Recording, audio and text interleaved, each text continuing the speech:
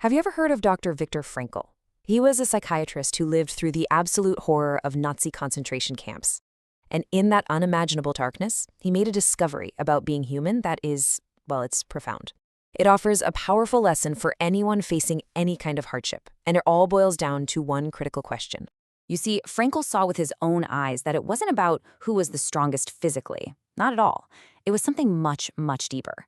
He saw that when you're faced with pure, unrelenting suffering, there's a key factor that lets one person keep going while another just gives up.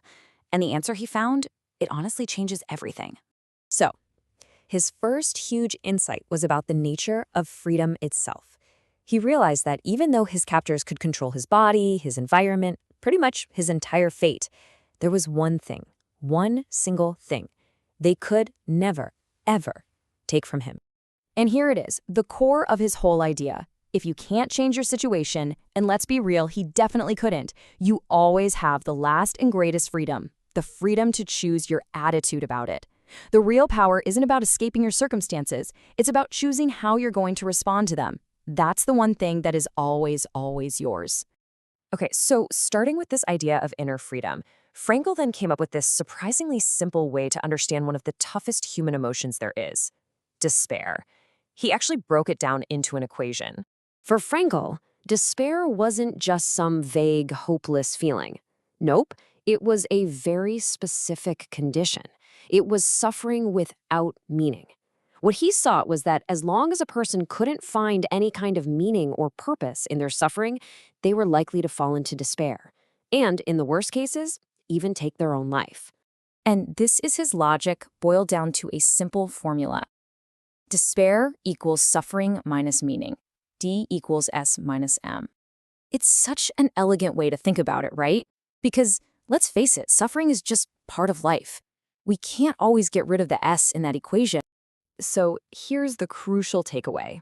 If suffering is a constant, the only thing we can really change is the meaning. By adding M to the equation, we can shrink or even get rid of despair entirely, not by changing what's happening to us, but by finding a purpose inside of it. It's like the moment suffering finds a meaning, it stops being just suffering. It transforms into something else. But okay, how in the world do you find that meaning? It can sound so abstract.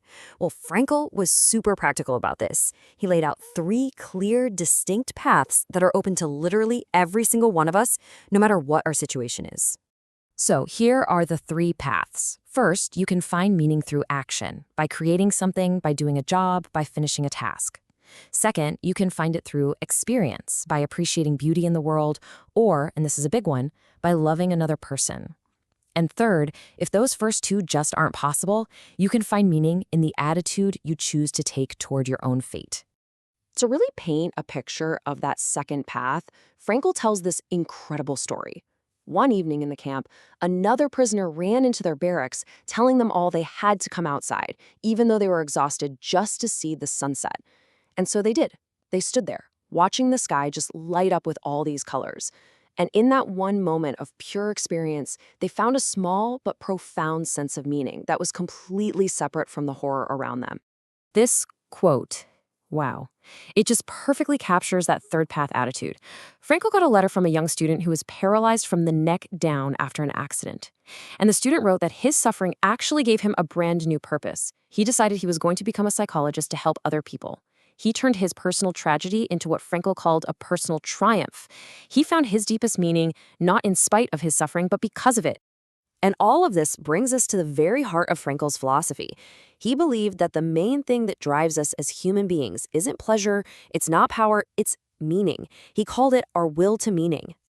You know, Frankl quoted Nietzsche all the time. For him, this wasn't just some nice little philosophical thought. It was something he observed as a doctor. Having a why, some future goal, a task you need to finish, a loved one you have to see again, that was the single biggest factor for survival. And he saw this in the most brutal way possible in the camps.